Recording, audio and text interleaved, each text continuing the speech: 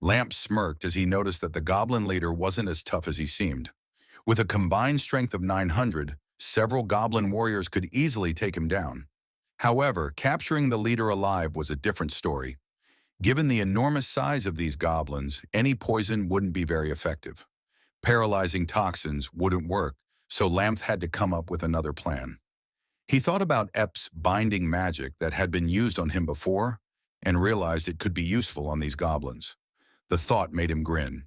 He decided to talk to 𝗧when he got back to his tribe. Before long, Lamp was back at his own tribe. Everything seemed peaceful, but that was just a facade hiding the horrors taking place within. He arrived at the place where 𝗧was being held. She was lying motionless on the ground. Her soft curves and milky white skin were visible through her torn clothes. A goblin carrying a bucket of hot water approached Lamp. He cheerfully announced that 𝗧 was still alive because he had followed Lamp's instructions. Lamp praised the goblin for his diligence. Keeping 𝗧 alive for as long as possible was Lamp's plan.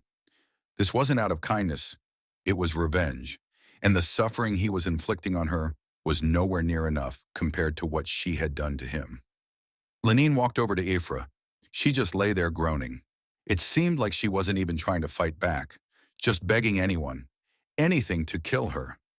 She wanted to atone for her sins before the Holy Mother. Lenine sat beside her and used a warm cloth to wipe her down. The warmth made 𝗧r feel a little better. Lamp spoke to her, telling her she needed a little more care before she could be used again. In her haze, 𝗧r opened her eyes. She saw Lamp, the nightmare of her life. She screamed in terror, sitting up and demanding Lamp stay away. She began to rant incoherently, shouting things like, "Monster, I'm going crazy and it hurts so much." To stop her from yelling, Lamp slapped her hard across the face. The pain ended the screaming, leaving her with empty eyes filled with fear about what would happen next. A moment later, Lamp held 𝗖's seductive body close, sharing the warmth of his own. He whispered in her ear that her punishment was over. These words pulled 𝗧 back from the brink. Tears streamed down her face, soaking her cheeks. She trembled as she asked Lamp if he was telling the truth. She worried if she was hallucinating or if this was just another cruel game from the goblin.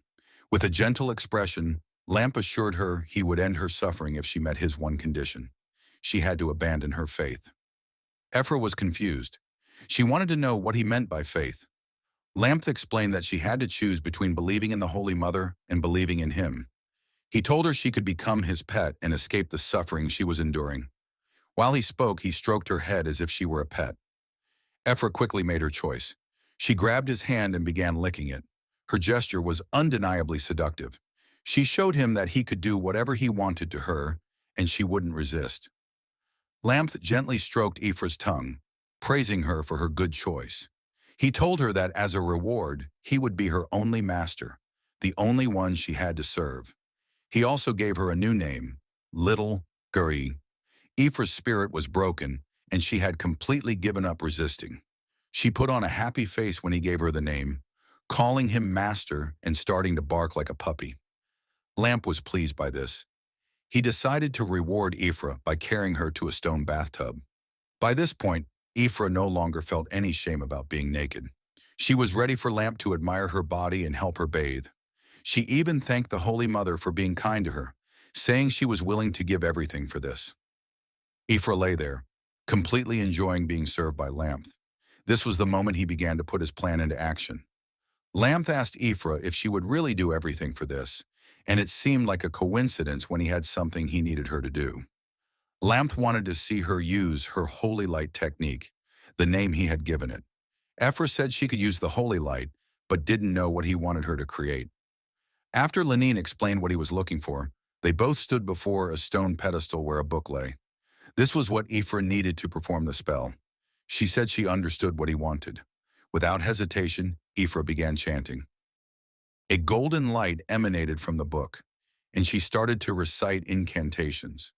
It was a captivating scene, reminding us that this was a world of magic, not just lust. Quickly, a giant cage of holy light appeared before them. This was exactly what Lamp had been hoping for. He praised 𝗧 for doing a great job.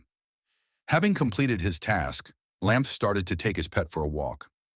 It wasn't a coincidence that they ended up near Lear's cell. Seeing 𝗧𝗴𝗀 walking freely and looking healthy, Lear was overjoyed. He roared, asking her if she had recovered. He demanded that she quickly destroy the goblin and use her powers to heal his body. 𝗬𝗏 just laughed in contempt. He reminded Lear to pay close attention, saying, "Don't you see she's completely submitted to my protection?" Lear didn't believe him. How could a temple priestess be tamed by a goblin? As if to prove his master right, 𝗧𝗏𝗏 knelt down and licked 𝗬𝗏's boots like a dog. 𝗬𝗏 happily asked 𝗧𝗏𝗏 to tell Lear that she was doing this willingly. 𝗧𝗏𝗏 quickly confirmed his words and said that everything she was doing was voluntary. Her words and actions shattered Lear. He knew his last hope was gone. Lear howled in anguish. He believed that what 𝗬𝗏 was doing would lead to one outcome: the extinction of all goblins in the world. The only reason you goblins exist is for humans to slaughter you. The temple people will kill all of you,